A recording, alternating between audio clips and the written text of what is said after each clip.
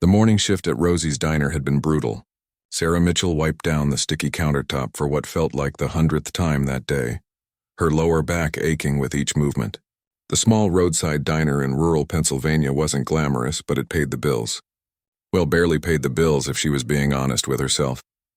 At 28 years old, Sarah had imagined her life would look different by now.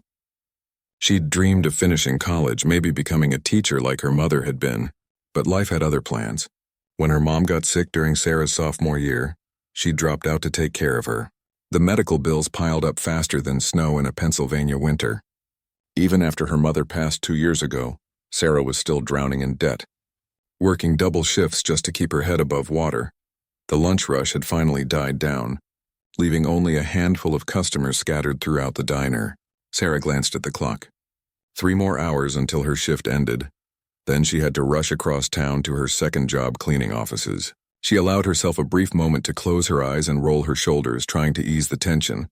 The bell above the door chimed, announcing a new customer. Sarah opened her eyes and put on her best smile, the one she'd perfected over 6 years of waitressing. A man walked in, and something about him immediately stood out. He wore an expensive-looking suit that seemed out of place in their humble diner, but his face looked exhausted, almost haunted. His silver hair was slightly disheveled, and his tie hung loose around his neck. He chose a booth in the corner away from the windows and slumped into the seat like a man carrying the weight of the world. Sarah grabbed a menu and a glass of water, making her way over to him. "Welcome to Rosie's," she said warmly. "Can I start you off with some coffee?" The man looked up at her with tired blue eyes. For a moment he seemed startled, as if he'd forgotten where he was. "Yes, please. Coffee would be good. Black." Sarah poured the coffee and set it down gently in front of him. Up close, she could see the deep lines of stress etched around his eyes and mouth. He looked like someone who hadn't slept properly in days. "Take your time with the menu," she said kindly. "No rush." He nodded absently, staring at the menu without really seeing it. Sarah returned to her other tables, but she kept glancing back at the man in the corner. There was something deeply sad about him, something that tugged at her heart. She'd seen plenty of troubled souls come through the diner over the years. Truck drivers running from failed marriages, salespeople drowning their sorrows after losing big accounts, drifters with nowhere else to go. But this man seemed different. His sadness felt heavier somehow, more profound. 20 minutes passed and he still hadn't ordered. Sarah approached again, concern growing in her chest. "Sir, have you decided what you'd like?" He looked up and she saw his eyes were red-rimmed. Had he been crying? "I'm sorry," he said, his voice rough. "I'm not very hungry. Just the coffee is fine." Sarah hesitated. Every instinct told her this man needed more than just coffee. "You know what?" she said, making a decision. "Let me bring you some of our soup. It's homemade chicken noodle. My specialty, actually. On the house. You don't have to—" "I insist," Sarah said firmly but gently. "You look like you could use something warm." Before he could protest further, she hurried to the kitchen. She ladled out a generous bowl of soup, added some fresh bread rolls and brought it back to his table along with a refill of his coffee. The man stared at the food, then up at her. "Why are you being so kind to me?" he asked, his voice cracking slightly. Sarah shrugged, offering a genuine smile. "Because you look like you're having a really hard day, and sometimes a bowl of soup can help. Plus, kindness doesn't cost anything." She left him to eat, busying herself with other tasks. Out of the corner of her eye, she watched as he slowly began to eat the soup. With each spoonful, he seemed to relax slightly, some of the tension leaving his shoulders. An hour later, he was still there, nursing his third cup of coffee. The diner was nearly empty now, just 2 regulars at the counter reading newspapers. Sarah approached to see if he needed anything else. "That was the best soup I've had in years," he said, and for the first time she saw a small smile on his face. "Thank you." "You're welcome," Sarah replied. "Feeling a bit better?" He nodded slowly. "A bit. You know, I came here today planning to. Well, let's just say I wasn't in a good place. For your kindness, that simple act of bringing me soup, it reminded me that there's still goodness in the world." Sarah felt a chill run down her spine at what he wasn't saying. She sat down across from him, something she normally wouldn't do during a shift. But her boss Rosie had gone home early, leaving her in charge. "Whatever you're going through," Sarah said softly, "it will pass. I know that sounds like a cliché, but I've learned it's true. 3 years ago, I lost my mom to cancer. The debt nearly destroyed me. Some days I didn't want to get out of bed, but I did, and slowly things got a little easier. Not perfect, not even good some days, but easier. The man studied her face carefully, as if really seeing her for the first time. You're carrying your own burdens, yet you still took the time to care about a stranger. We're all carrying something, Sarah said simply. That's why we need to be kind to each other. They sat in comfortable silence for a moment. Finally, the man reached for his wallet. He pulled out some bills and left them on the table, then stood to leave. Thank you, Sarah, he said, reading her name tag. You've given me something precious today. Hope. As he walked out the door, Sarah moved to clear his table. She picked up the bills he'd left and froze. Along with a $20 bill for his coffee, he'd left a $100 bill as a tip. Underneath was a business card. Her hands trembled as she read the card. Richard Westbrook, CEO, Westbrook Industries. Sarah's heart raced. Westbrook Industries was one of the largest manufacturing companies in the country. She'd seen their name on the news, their products in stores everywhere. And she'd just served their CEO soup and shared her life story with him. But more than that, she'd connected with another human being who was hurting. The money was generous, incredibly so. But what struck her most was the word he'd written on the back of his business card in shaky handwriting. Thank you for saving my life today. Sarah sank into the nearest booth. The card and money clutched in her hands, tears streaming down her face. She had no idea that this simple act of kindness would set in motion a series of events that would change everything she thought she knew about her life, about success and about the unexpected ways the universe rewards those who give from the heart. Sarah stared at the business card for 3 days straight. She kept it in her apron pocket at work, pulled it out during her breaks, and placed it on her nightstand before bed. The $100 tip had been a godsend. She'd been able to pay her electric bill before it got shut off and still have enough left over for groceries that weren't just ramen noodles and peanut butter, but it was the message on the back that haunted her. Thank you for saving my life today. What had Richard Westbrook meant by that? Had he really been in such a dark place that a bowl of soup and a kind word had pulled him back from the edge? She thought about calling the number on the card 100 times, but always talked herself out of it. What would she even say? Men like Richard Westbrook lived in a completely different world than she did. He'd probably forgotten about her already, moved on with his billionaire life. On the 4th day, Sarah was wiping down tables during the slow afternoon shift when her phone buzzed. Unknown number. She almost didn't answer, assuming it was another debt collector, but something made her pick up. Hello? Is this Sarah Mitchell? The voice was professional, female, crisp. Yes, this is she. Please hold for Mr. Westbrook. Sarah's heart jumped into her throat.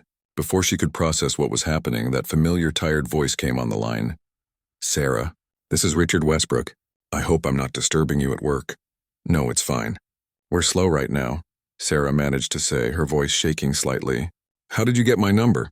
I asked the owner of the diner. I hope that's not too intrusive. I wanted to reach out personally to thank you again for last week. That day was the worst day of my life, and you showed me compassion when I desperately needed it. Sarah moved to the back room for privacy. I'm glad I could help. Are you doing better? There was a pause on the line. I am, actually. Thanks to you. Look, I know this might sound strange, but I'd like to meet with you again. Have a proper conversation. Would you be willing to have coffee with me tomorrow? I can come to the diner if that's easier. Sarah's mind raced. Was this real? Sure. I have tomorrow off, actually. But you don't have to come all the way out here. How about the Starbucks on Main Street in town? Say 2 o'clock? They agreed on the details and hung up. Sarah stood in the back room, phone clutched in her hand, wondering what she'd just agreed to. That night she barely slept, trying on different outfits, worrying about what to say, what to expect. The next afternoon, Sarah arrived at the Starbucks 15 minutes early, nervous energy making it impossible to sit still. When Richard Westbrook walked in, he looked different than he had at the diner. Still tired, but more composed. He wore jeans and a simple sweater, clearly trying to look less intimidating than in his business suit. He spotted her immediately and smiled. Sarah, thank you for coming. They ordered coffee and found a quiet table in the corner. For a moment, neither spoke, both nursing their drinks and avoiding eye contact. Finally, Richard broke the silence. I want to tell you what happened that day. Why I was in your diner, why I was in such a state. Sarah nodded, listening intently. That morning I'd lost my wife, Richard began, his voice heavy. Not lost as in she passed away, but lost as in she left me. Served me with divorce papers after 32 years of marriage. She said I'd become a stranger to her, that I cared more about my company than our family. And the terrible truth is she was right. He took a shaky breath. But that wasn't even the worst of it. That same morning I'd received test results. The chest pains I'd been ignoring. Advanced heart disease. The doctor told me I needed immediate surgery, that I'd been pushing myself so hard I'd nearly worked myself to death. Literally. Sarah's hand instinctively reached across the table, covering his. I'm so sorry. I left the doctor's office and just drove. I didn't know where I was going. I ended up on that highway and I saw your diner. At that moment, I was seriously considering driving my car off the road. Ending it all. The thought of dying alone, having wasted my life chasing money and success, having pushed away everyone who mattered. It felt unbearable. Tears rolled down his cheeks and he didn't bother wiping them away. Then I walked into your diner. And you, this young woman who was clearly struggling herself, you showed me kindness. You gave me soup you couldn't afford to give away. You sat with me. You shared your own pain to help ease mine. In that moment, I realized that what I'd been missing my whole life wasn't more success or more money. It was connection, humanity, kindness. Sarah felt tears pricking her own eyes. What did you do after you left? I checked myself into the hospital, had the surgery I needed, started therapy, called my kids who I'd barely spoken to in years, began the long process of trying to become a better person. He looked directly at her. You gave me a second chance at life, Sarah, and I want to give something back to you.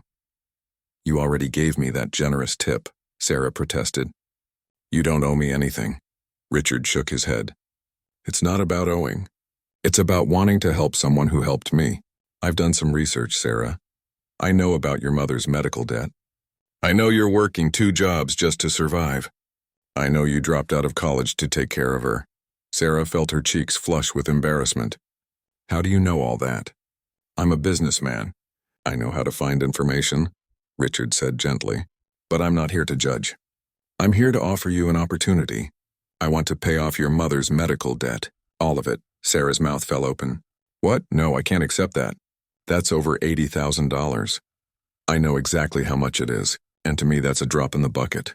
But to you, it's your freedom. Let me do this. Sarah's head was spinning. Why would you do this for me? Because you did something for me without expecting anything in return. Because I've spent my whole life accumulating wealth, and I'm just now learning that the best use of money is helping people. Because you deserve a chance to live your life instead of just surviving it. They talked for 3 more hours. Richard shared more about his life, his regrets, his hopes for change. Sarah talked about her dreams, the teaching career she'd abandoned, her love of literature and working with kids. As the coffee shop began to close, they exchanged phone numbers. Think about my offer, Richard said as they prepared to leave. You don't have to decide right now, but please let me help you. Over the next week, Sarah wrestled with the decision. Part of her was screaming to accept, to finally be free of the crushing debt. But another part worried about accepting charity, about what strings might be attached, about pride and independence. Finally, she called Richard. Okay, she said simply. I accept. But on one condition. What's that? Someday, when I'm in a position to help someone else the way you're helping me, I will. This kindness doesn't stop with me. It gets passed forward. Richard's voice was warm with emotion. Deal. That's exactly the right attitude. Within 2 weeks, Sarah's medical debt was paid in full. The letters stopped coming. The phone calls from collection agencies ceased. For the first time in 3 years, she could breathe without that crushing weight on her chest. But Richard wasn't done. He called her again a month later with another proposal that would test whether Sarah was ready for an even bigger change in her life. Sarah was sorting through her mail when Richard's call came. For the first time in years, the stack contained no red-marked bills, no threatening letters from collection agencies. Just a few normal pieces of mail and a college catalog she'd requested on a whim. The debt freedom felt surreal, like she was living someone else's life. Sarah, I have a proposition for you, Richard said after their initial pleasantries. And before you say no, I want you to hear me out completely. Sarah settled into her worn couch, curiosity piqued. I'm listening. I've been working on something new. After my health scare and divorce, I've been reassessing my priorities. Westbrook Industries is successful, but it's not fulfilling. I'm starting a new division, a foundation actually, focused on education and community development. I want to help people the way you helped me. And I want you to be part of it. Part of it how? Sarah asked cautiously. I want to hire you, full-time, to help me build this foundation from the ground up. You'd work directly with me, help identify people in communities who need support, develop programs, oversee implementations. It's not charity work. It's a real job with a real salary. $60,000 a year to start, full benefits and opportunities for growth.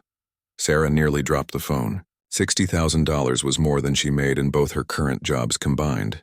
Richard, I'm a waitress and a part-time office cleaner. I don't have the qualifications for something like this. You have exactly the qualifications I need. You understand what it's like to struggle. You have compassion and integrity. You're smart and hardworking. The business stuff, the technical skills, those can be taught. But your character? That's something you either have or you don't. And you have it. Sarah's mind reeled with possibilities and doubts. I need time to think about this. Take all the time you need. But Sarah? Don't let fear or self-doubt make this decision for you. You deserve this opportunity. That night, Sarah couldn't sleep. She kept thinking about her mother, about how proud she would have been. Her mom had always believed in her, always told her she was destined for something more than just getting by. But was she really qualified for this? What if she failed? What if she disappointed Richard? She called her best friend Maria at midnight. Am I crazy to even consider this? Sarah asked after explaining everything. Maria, who'd been her rock through all the hardest times, responded without hesitation. You're crazy if you don't take it. Sarah, you've been handed a golden ticket. Some people wait their whole lives for an opportunity like this. But what if I'm not good enough? Stop it, Maria said firmly. You're one of the smartest people I know. You managed to keep your mom comfortable on nothing, kept 2 jobs running, and still found time to volunteer at the children's library on weekends. If that doesn't show you can handle responsibility, I don't know what does. 2 days later, Sarah called Richard back. I accept. But I want to do this right. I want to go back to school, finish my degree while I work. If I'm going to help run a foundation, I need to know what I'm doing. Richard's laugh was warm and genuine. That's exactly the kind of initiative I was hoping for. Tell you what, the foundation will pay for your education as part of your employment package. Deal? Deal. Sarah gave notice at both her jobs. Her boss at the diner, Rosie, hugged her tight with tears in her eyes. I always knew you were meant for bigger things, sweetheart. You go show them what you're made of. Starting at the Westbrook Foundation was overwhelming at first. The office was in downtown Philadelphia. A sleek, modern space that felt alien compared to the diner's worn vinyl booths. Sarah had her own office, a real office with a door and a window overlooking the city. She had business cards printed with her name and the title, Program Development Director. Richard was patient, teaching her the ropes of the business world, introducing her to nonprofit management, grant writing, and strategic planning. But he also listened to her ideas, valued her perspective, and made it clear that her voice mattered. Their first major project was creating scholarship programs for students who'd had to leave college due to family emergencies, just like Sarah had. She threw herself into the work, researching best practices, reaching out to universities, developing application processes. Within 3 months, they'd awarded scholarships to 15 students. One evening, working late in the office, Richard brought Sarah a cup of coffee. You've been here until 8 o'clock every night this week. You know you don't have to work that hard, right? Sarah looked up from her laptop, smiling. I know, but this doesn't feel like work. For the first time in my life, I'm doing something that matters. Every scholarship we award, every family we help, it feels like I'm honoring my mom's memory. Richard sat down across from her. Your mother would be incredibly proud of you. I hope you know that. I think about her every day, Sarah admitted. She used to tell me that the measure of a person isn't what they accumulate, but what they give away. I never really understood what she meant until now. As the months passed, Sarah flourished in her new role. She enrolled in online classes to finish her degree, this time studying nonprofit management and social work. She discovered she had a natural talent for connecting with people, for understanding community needs, for developing programs that actually made a difference. The foundation grew rapidly. What started as scholarship programs expanded into job training initiatives, small business grants for struggling entrepreneurs, and community centers in underserved neighborhoods. Sarah found herself traveling to different cities, meeting with community leaders, speaking at conferences about their work. But success brought new challenges. Some of Richard's business associates were skeptical of Sarah, questioning her credentials, suggesting Richard had made a mistake hiring someone without experience. At a board meeting 6 months in, one particularly hostile board member challenged her directly. "Ms. Mitchell, with all due respect, what makes you qualified to oversee a multi-million-dollar foundation? You were serving coffee a year ago." Sarah felt her face flush, but she met his gaze steadily. "You're right. A year ago I was a waitress. I was also buried in medical debt, working 80 hours a week and choosing between paying my electric bill or buying groceries. I know what it's like to apply for assistance programs and be denied because you make $50 too much. I know what it's like to need help and have nowhere to turn." She stood up, her voice growing stronger. "My qualification isn't an MBA from Harvard. It's lived experience. It's understanding the people we're trying to help, because I was one of them. Every program we develop, I ask myself, would this have helped me? Would this have helped my mother? If the answer is no, we don't do it. That's my qualification." The room fell silent. Then Richard began to clap, followed by several other board members. The skeptical member sat back in his chair, his expression thoughtful. After the meeting, Richard pulled Sarah aside. "That was brilliant. You held your ground and spoke your truth. That's leadership." Sarah's confidence grew with each success. She hired a team of talented, passionate people who shared her vision.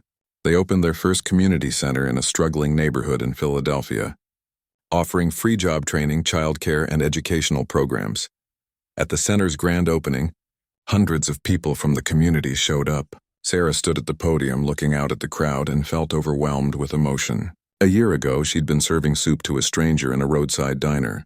Now she was helping create opportunities for entire communities. But just as everything seemed to be falling perfectly into place, Sarah would face a test that would challenge everything she'd built and force her to make an impossible choice between loyalty and integrity. The crisis began on a rainy Tuesday morning.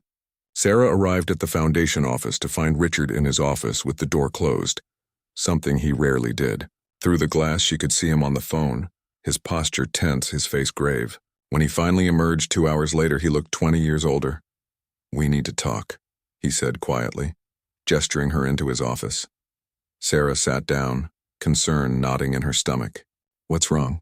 Richard sank into his chair, running his hands through his hair. "There's a problem at Westbrook Industries. A big one. Our main manufacturing plant has been dumping chemical waste into the local water supply. It's been going on for years, apparently. The EPA found out. We're facing massive fines, potential criminal charges, and lawsuits from the community." Sarah felt like the floor had dropped out from under her. "How did this happen?" "Cost-cutting measures implemented by the plant manager without my knowledge. He falsified reports, bribed inspectors. I was so focused on the foundation, so checked out from the day-to-day operations of the company that I missed it completely." Richard's voice was thick with shame. "People are sick, Sarah. Children have elevated lead levels in their blood, and it's my company's fault. What are you going to do?" "The lawyers are advising me to settle quietly, pay the fines, move on. But that doesn't feel right. These are real people whose lives we've damaged. I need to make this right, truly right. But here's the problem." Richard looked at her directly. Making it truly right could bankrupt the company. And if Westbrook Industries goes under, the foundation's funding goes with it. Sarah's blood ran cold. The foundation supported dozens of programs now, helped thousands of people. Her team of 15 employees would lose their jobs. The scholarship students would lose their funding. The community centers would close. How bad could it get? She asked. Worst case? We lose everything. The company, the foundation, all of it. I'd be left with almost nothing. Richard's voice broke. "I'm asking you, Sarah, what should I do? You're the moral compass of this operation. I trust your judgment." Sarah stood and walked to the window, looking out at the city below.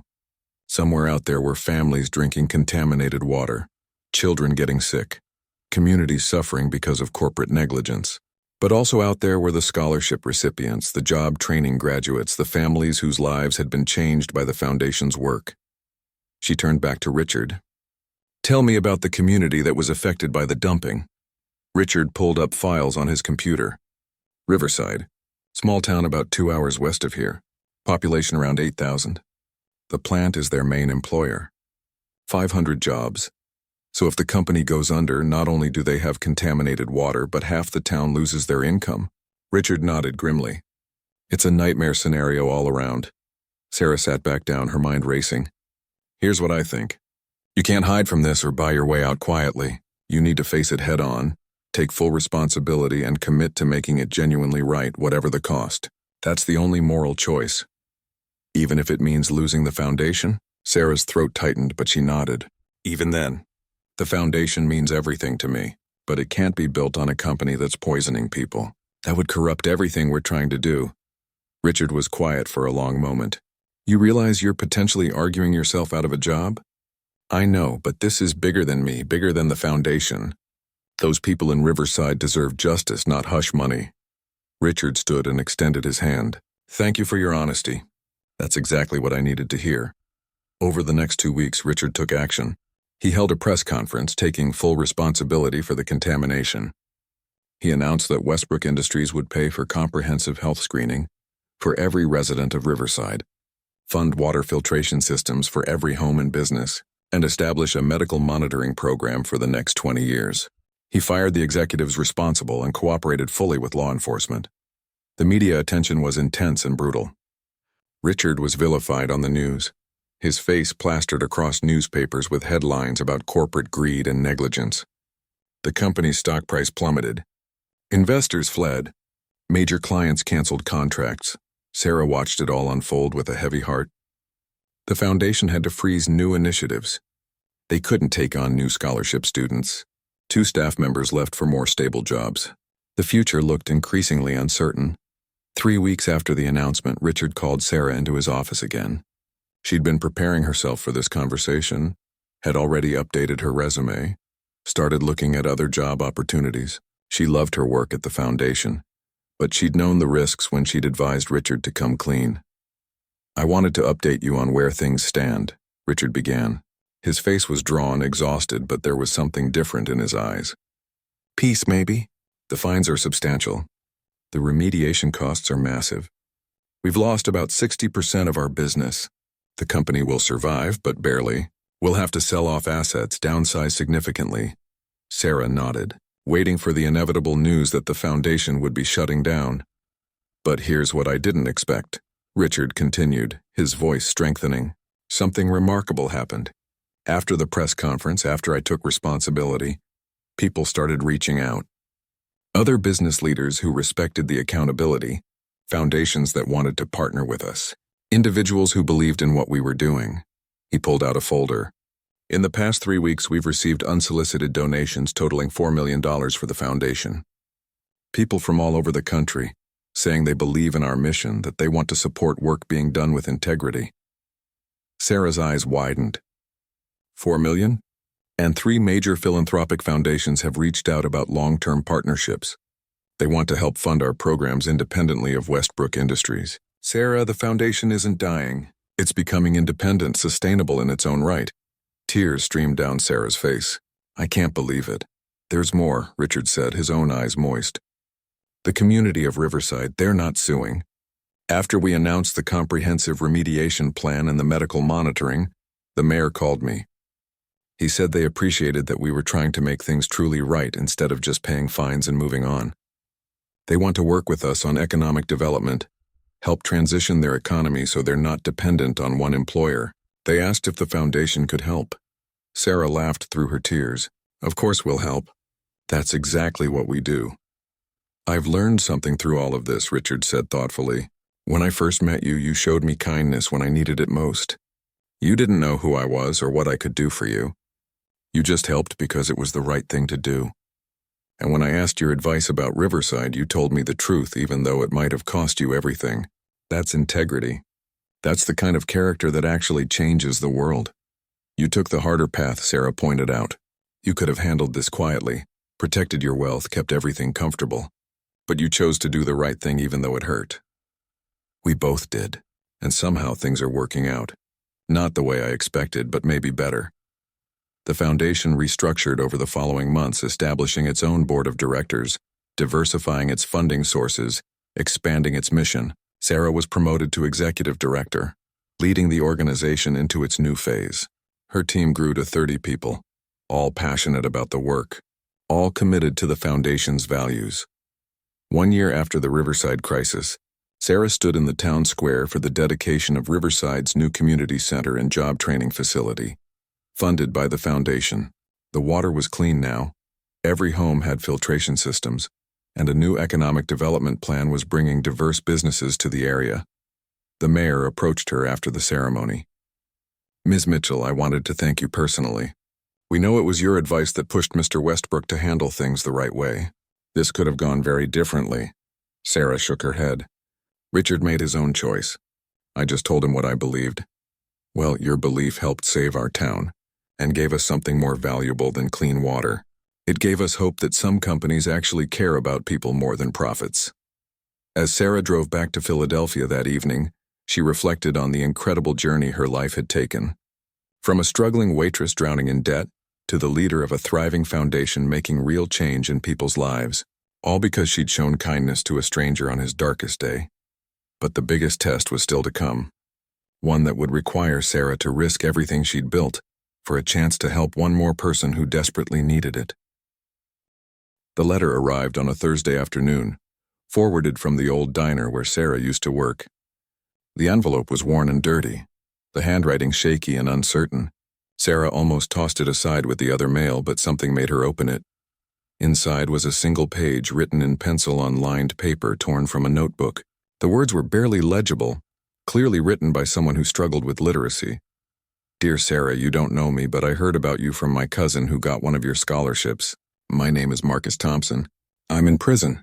I've been here for 8 years and I have 7 more to go. I made bad choices when I was young and now I'm paying for them.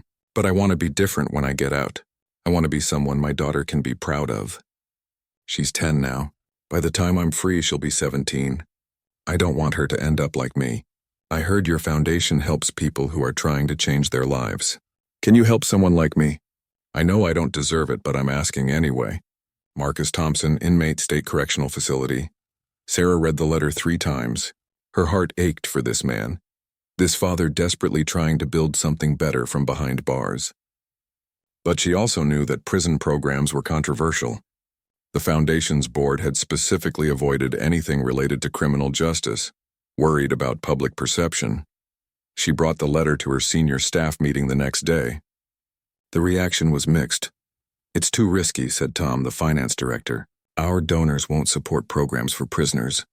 It could damage our reputation and cost us funding." Jennifer, who ran their educational programs, disagreed. "Our mission is to help people transform their lives. Why should people who've made mistakes be excluded from that?" "Because they're criminals," Tom shot back. "There's a difference between helping struggling families and helping convicted felons." Sarah listened to both sides, saying little. That night she couldn't sleep.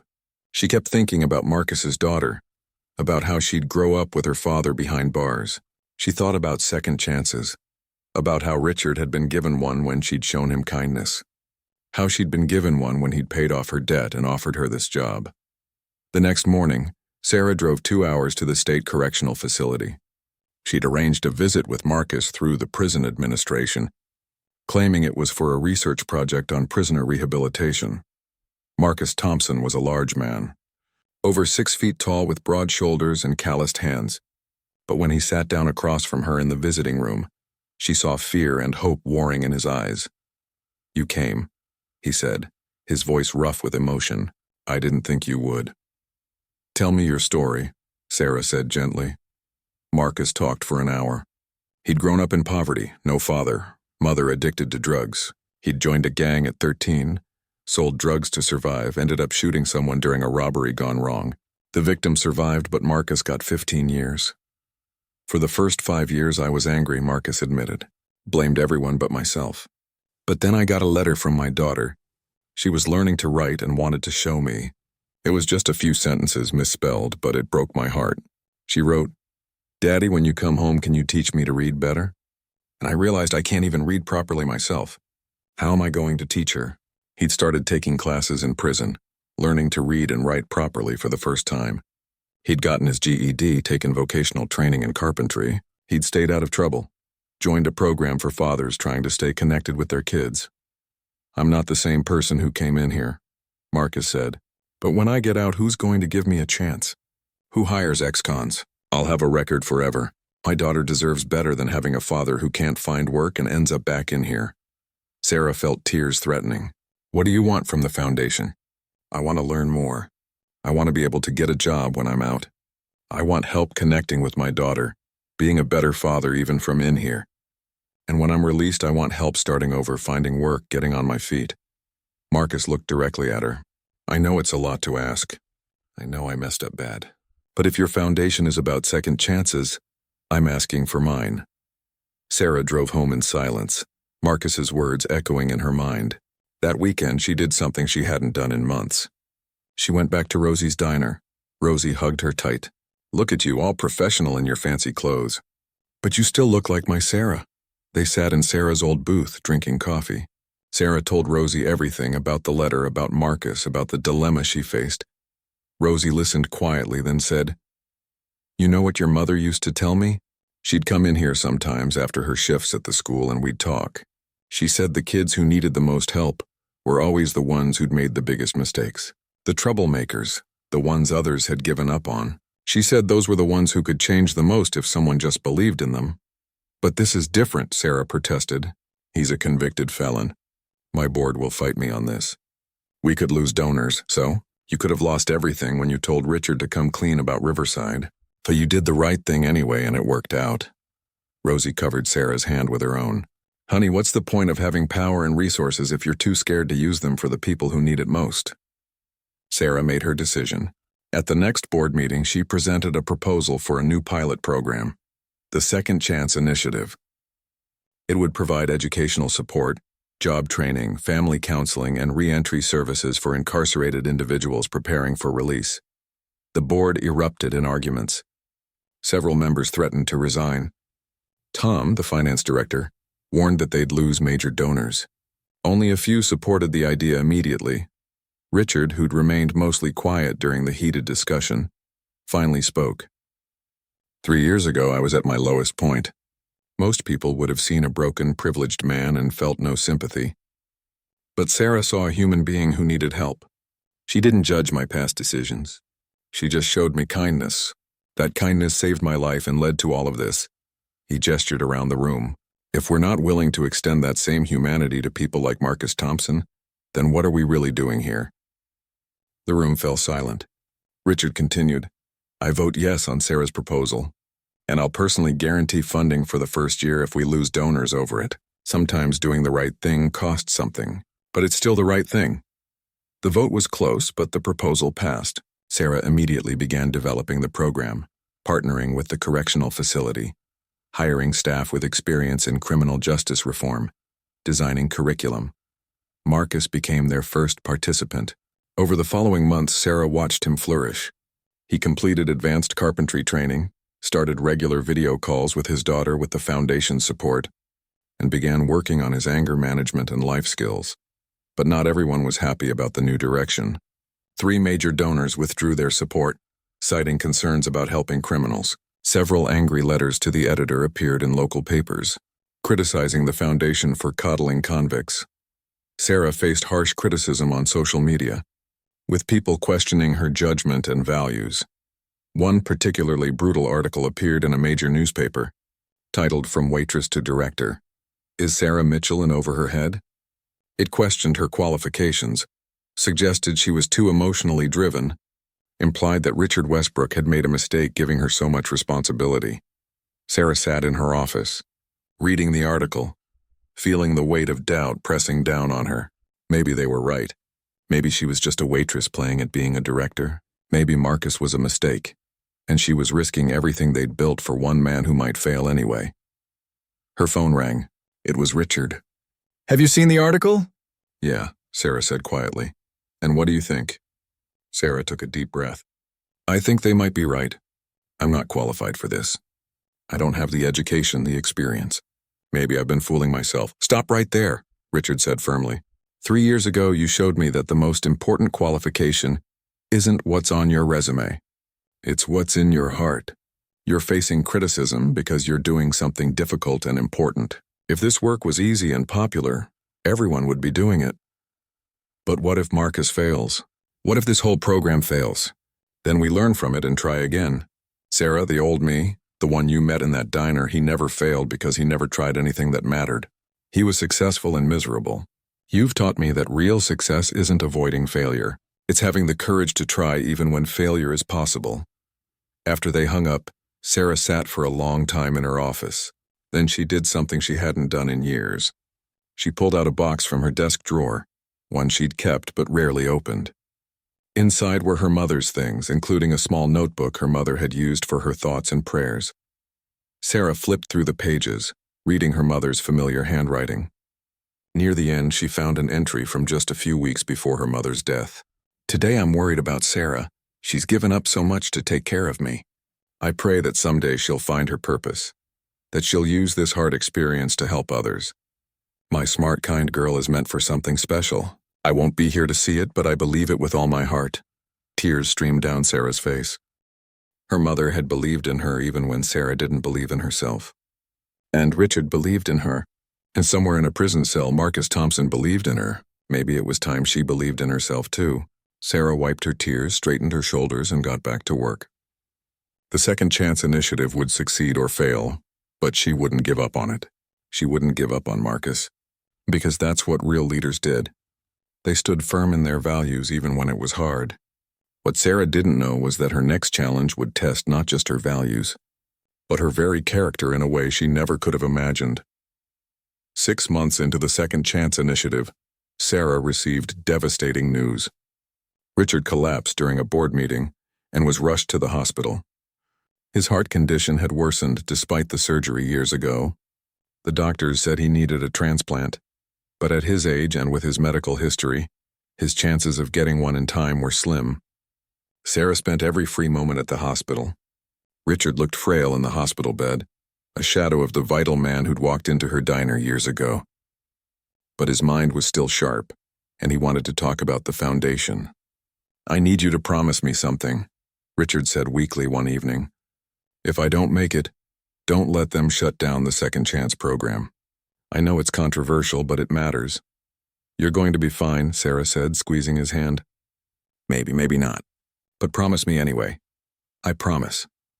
2 days later, Richard's son Daniel arrived from California. Sarah had never met him before.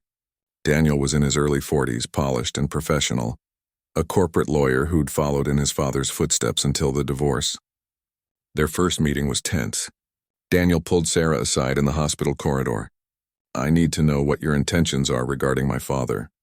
Sarah was taken aback. "My intentions? I care about him. He's my friend and mentor. He's also a very wealthy man who's been very generous with you. I've done my research, Ms. Mitchell. 3 years ago, you were a waitress. Now you're running a foundation with an 8-figure budget, and my father treats you like family. Some might find that suspicious." Sarah felt anger rising but kept her voice level. "Your father helped me when I needed it most. I've worked hard to earn my position and to honor his trust. I'm sure you have, but I'm also my father's power of attorney. If he becomes incapacitated, I make decisions about his assets, including the foundation's funding. I think it's important we understand each other." The message was clear. Daniel didn't trust her and had the power to shut everything down. Richard's condition stabilized temporarily, but he remained in the hospital. Daniel started attending foundation meetings, asking pointed questions about expenses, scrutinizing every program, especially the Second Chance initiative. At one particularly contentious meeting, Daniel challenged Sarah directly. "This prison program, it's hemorrhaging money and goodwill. We've lost 3 major donors. The return on investment is questionable at best." "We don't measure success by return on investment," Sarah replied calmly. "We measure it by lives changed." "Very noble. But this is still a business operation that requires funding. My father built his success on smart financial decisions. This program is neither smart nor financially sound." Jennifer, Sarah's colleague, spoke up. "Actually, our preliminary data shows that participants in the Second Chance program have a significantly lower recidivism rate than the general prison population. That's exactly the kind of impact we should be investing in." Daniel was unmoved. "I'm recommending that we phase out this program. Redirect those resources to less controversial initiatives. Sarah felt panic rising. Your father specifically asked me to continue this program. He believes in it. My father is on heart medication that affects his judgment. When he's recovered, we can revisit it. Until then, I'm making the practical decisions he can't make right now. That night, Sarah sat in her apartment, feeling more helpless than she had in years. She thought about Marcus, who'd been doing so well, who'd reconnected with his daughter, who had hope for the first time. She thought about the 12 other men in the program who were working so hard to change their lives. Her phone buzzed. It was a text from Marcus's daughter, Aaliyah. The foundation had set up regular communication between Marcus and his daughter, and sometimes Aaliyah reached out to Sarah directly. Miss Sarah, my dad is so happy now. He tells me about the classes he's taking. He says when he gets out, we're going to build a bookshelf together. Thank you for believing in him. He says you're his angel. Sarah's eyes filled with tears. She couldn't let this program die. But how could she fight Daniel, who had legal authority over Richard's affairs? The next morning, Sarah went to see Marcus in prison. She'd been visiting regularly, and their relationship had evolved into genuine friendship. Marcus had become something of a leader among other inmates, encouraging them to take advantage of educational opportunities. I need to be honest with you, Sarah said after they'd settled in the visiting room. The program might be shut down. Richard's son is taking over and he doesn't see the value in it. Marcus's face fell, but he nodded slowly. I understand. It was too good to be true anyway. No, Sarah said firmly. Don't say that. You've worked too hard to give up now. I'm not going to let this happen without a fight. What can you do?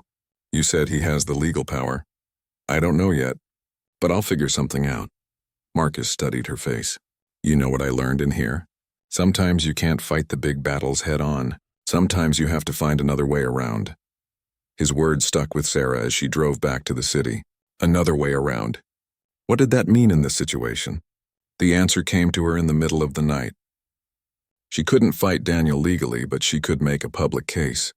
She could show people why the program mattered, let them see the real impact it was having. Sarah spent the next week coordinating something ambitious. She contacted local news stations, pitched the story of the Second Chance Initiative, offered unprecedented access to the program and its participants. One investigative journalist, a woman named Patricia Chen, was particularly interested.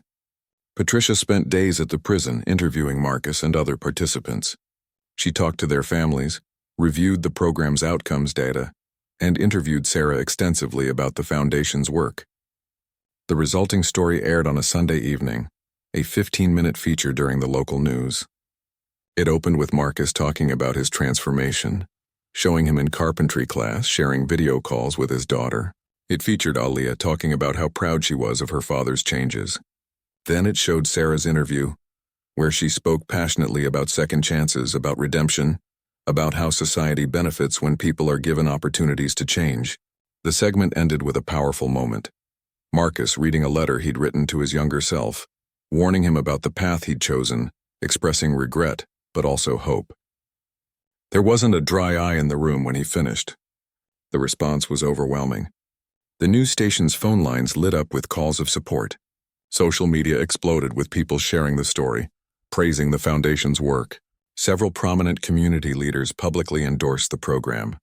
Most surprisingly, former donors who'd withdrawn their support called to reinstate their contributions. New donors came forward, specifically wanting to fund the Second Chance Initiative. Within a week, the program had more financial backing than ever before. Daniel was furious. He confronted Sarah in her office. You went behind my back. You manipulated public opinion to undermine my authority. I showed people the truth about what we're doing. Sarah responded calmly. That's not manipulation. That's transparency. You know what I think? I think you're scared that when my father dies, you'll lose your meal ticket. This is all about protecting your position. Sarah stood up, her voice shaking with anger. How dare you? I love your father. Not for his money, but for who he is as a person. He taught me that success means nothing if you're not using it to help others. Something you apparently never learned. You don't know anything about me or my relationship with my father. I know he wishes you were here for him instead of just protecting your inheritance. I know he's heartbroken that his children abandoned him when he needed them most. And I know that he found more family in this foundation than he ever had with you. Daniel's face went red. Get out. You're fired. You can't fire me. The board of directors has hiring and firing authority, not you. We'll see about that. Daniel stormed out. Sarah collapsed into her chair, shaking. Had she gone too far? But she'd spoken the truth. Richard had told her many times how much it hurt that his children had distanced themselves from him after the divorce. That evening, Sarah visited Richard in the hospital. He was having a good day, sitting up and alert. She told him everything that had happened, including her confrontation with Daniel. Richard listened quietly, then sighed. Daniel is angry and he has every right to be. I wasn't there for him when he was growing up. I missed his baseball games, his graduation, his wedding. I chose work over family every time. When his mother left me, he took her side. I can't blame him for that. But he's trying to destroy everything you've built with the foundation. No, Richard said gently. He's trying to protect what he thinks is his father's legacy. He's just confused about what that legacy really is. Richard reached for Sarah's hand. I need to talk to him. Send him in, please. Sarah waited outside while Richard and Daniel talked for over an hour. She couldn't hear what was said, but when Daniel emerged, his eyes were red from crying. He looked at Sarah, and something in his expression had softened. My father wants to see both of us together, Daniel said quietly. They entered Richard's room together. Richard looked exhausted but determined. I've just explained to Daniel what really happened 3 years ago when I walked into your diner, Sarah. I never told him the full story. He didn't know I'd been planning to end my life that day. He didn't know that your kindness saved me. Daniel looked down at his hands. Dad told me everything. About Mom leaving, the diagnosis, how close he came to giving up, and how you helped him without knowing who he was or what he could do for you. Richard continued. I also told him about Riverside, about how you advised me to take responsibility even though it could have cost you everything. About how you've built this foundation into something that genuinely helps people, not just looks good on paper. Richard's voice grew stronger. Daniel, Sarah isn't here for money or position. She's here because she genuinely cares about making a difference. She's become the daughter I wish I'd been a better father to you and your sister. Sarah saw tears streaming down Daniel's face. I'm sorry, he said to Sarah. I've been angry at my father for so long and I took it out on you. You didn't deserve that. I understand, Sarah said simply. Family is complicated. Richard interrupted. The doctors told me today that I probably won't get a transplant in time. I have maybe a few months, possibly less. He held up his hand as both Sarah and Daniel started to protest. It's okay. I'm at peace with it, but I need to know that the work will continue, that you two will work together to keep the foundation strong. Daniel looked at Sarah, really looked at her, and seemed to see her clearly for the first time. The work you're doing matters. I can see that now. I'd like to help if you'll let me. What none of them knew was that the greatest test was still ahead, one that would require all three of them to make an impossible sacrifice for the sake of something bigger than themselves. Richard's condition deteriorated rapidly over the next month. He was moved to hospice care, surrounded by family, finally reconciled with his children after years of estrangement.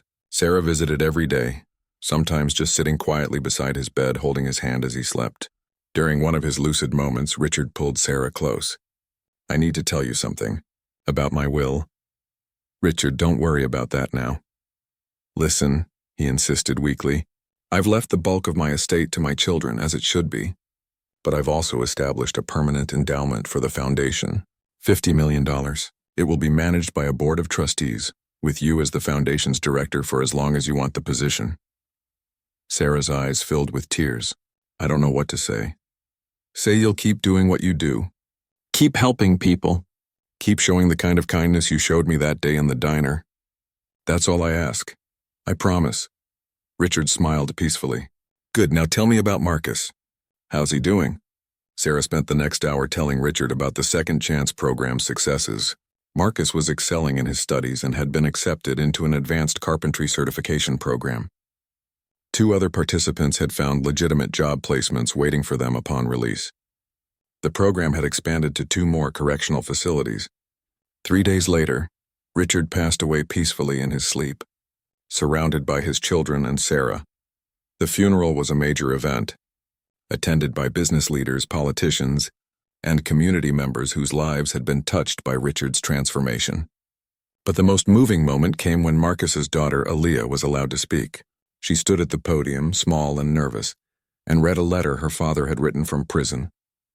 Mr. Westbrook never met me, but he changed my life, because he believed in Miss Sarah, and Miss Sarah believed in my dad, and my dad is becoming the father I always wanted. Mr. Westbrook gave people second chances. He gave my dad a second chance. He gave me a second chance to have a father.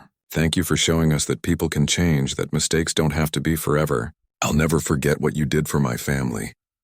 There wasn't a dry eye in the church. After Richard's death, Sarah threw herself into expanding the foundation's reach. The endowment he'd left provided stability and freedom to take on more ambitious projects. Daniel, true to his word, joined the board of directors and proved to be a valuable asset, bringing business acumen and legal expertise to the organization. The Second Chance Initiative became a model program studied by criminal justice reformers across the country.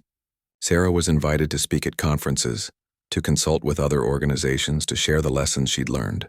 But her proudest moment came 2 years after Richard's death, when Marcus Thompson was released from prison early for good behavior and exceptional progress. Sarah was there at the prison gates when he walked out, along with Aaliyah, who was now 12 years old. Father and daughter embraced for the first time in 10 years without barriers between them, both crying. Marcus looked over Aaliyah's shoulder at Sarah and mouthed the words, "Thank you." The foundation had arranged for Marcus to live in a halfway house and begin work with a construction company owned by someone who believed in second chances. His first project would be helping build the foundation's newest community center.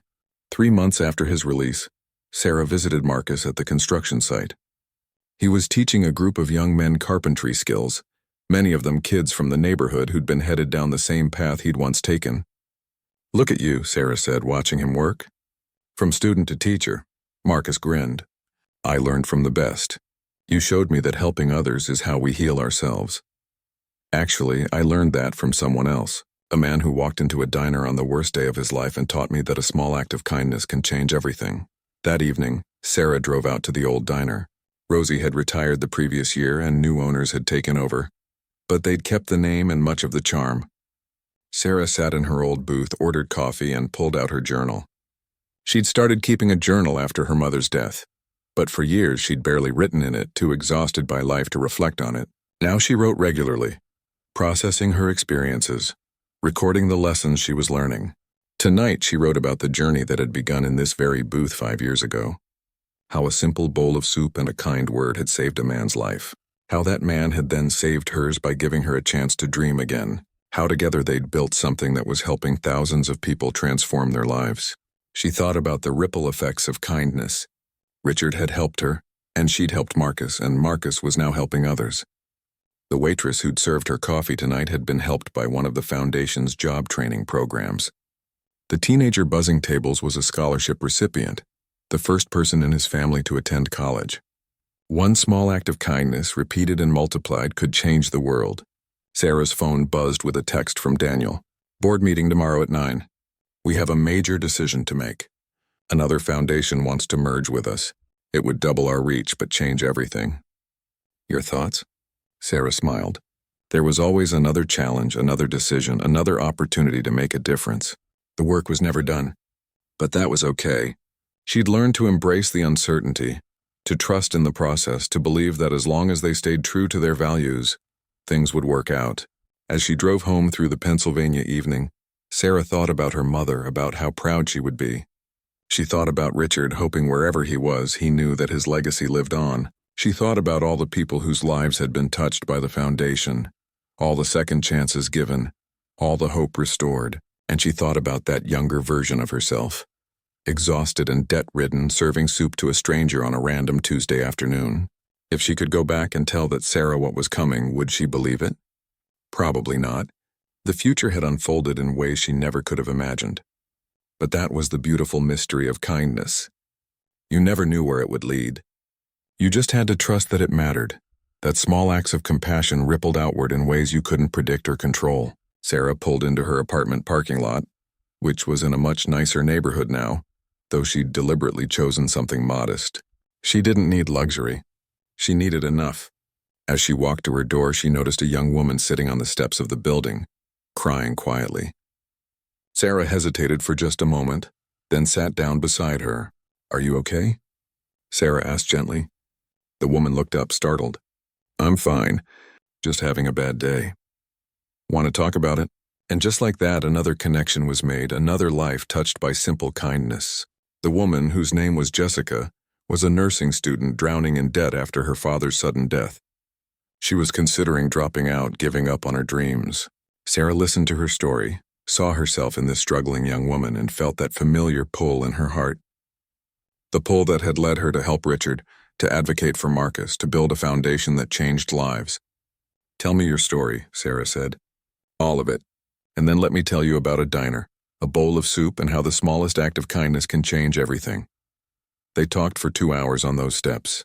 By the end of the conversation, Jessica had Sarah's business card and an appointment to discuss scholarship opportunities.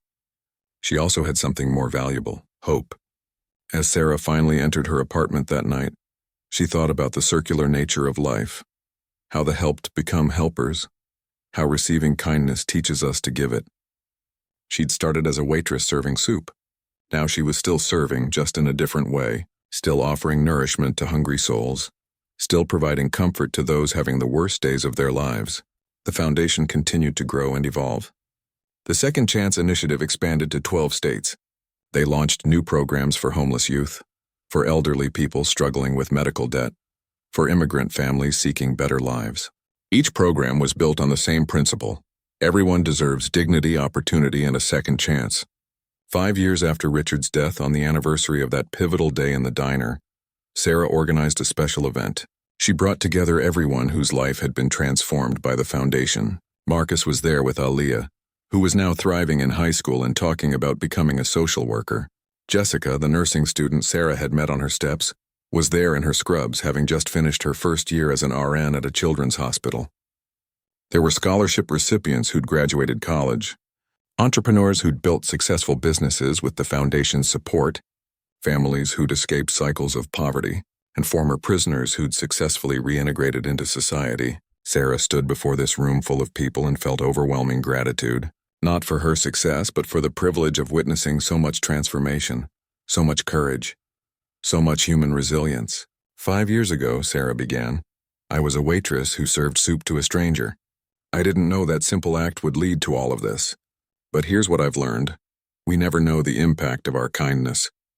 We never know whose life we might change with a word, a gesture, a moment of genuine care. She paused, looking around the room. Every person here has a story of transformation, and every one of those stories started with someone showing you kindness when you needed it most. Now I challenge you, go out and be that person for someone else. Show up for someone having their worst day. Offer hope to someone who's lost it. Give a chance to someone everyone else has given up on. Because that's how we change the world. Not with grand gestures or massive programs, though those matter too. We change the world one act of kindness at a time, one connection at a time, one person choosing to see the humanity in another person. The room erupted in applause. As Sarah looked out at all these beautiful faces, all these transformed lives, she felt her mother's presence, felt Richard's smile, felt the weight and wonder of this incredible journey. From a waitress's small act, to a billionaire's transformation, to a foundation changing thousands of lives. The ripples spread ever outward, and somewhere in a diner or on a street corner or in a hospital waiting room, another small act of kindness was happening, setting in motion another chain of transformation that would touch lives in ways no one could yet imagine. That was the power of compassion. That was the legacy of choosing kindness over indifference, hope over despair, connection over isolation. It didn't always make the news or win awards, but it changed everything. Sarah's story, like all the best stories, didn't really have an ending. It was still being written, still unfolding, still touching new lives, because kindness, once set in motion, never really stops. It just keeps going, rippling outward, changing the world one heart at a time. And it all started with just a tip, with a bowl of soup, with a waitress who decided that a stranger's pain mattered more than the rules, that compassion was more important than protocol, that sometimes the smallest gestures carry the greatest power. Years later, when people asked Sarah about the secret to her success, she always gave the same answer. There's no secret. Just show up. Care about people. Do the next right thing. And trust that kindness matters even when you can't see the results. It was advice her mother had given her. Advice Richard had lived out in his final years. Advice Marcus had learned and now passed on to others. Advice that, in the end, was the foundation of everything good they'd built together. Just a tip? No, it was so much more than that. It was a beginning. It was a spark that lit a fire of transformation that would burn brightly for generations to come. And it all started with a waitress who chose kindness on a random Tuesday afternoon, never knowing that she was about to change a billionaire's life, and in doing so, change her own life and the lives of countless others forever.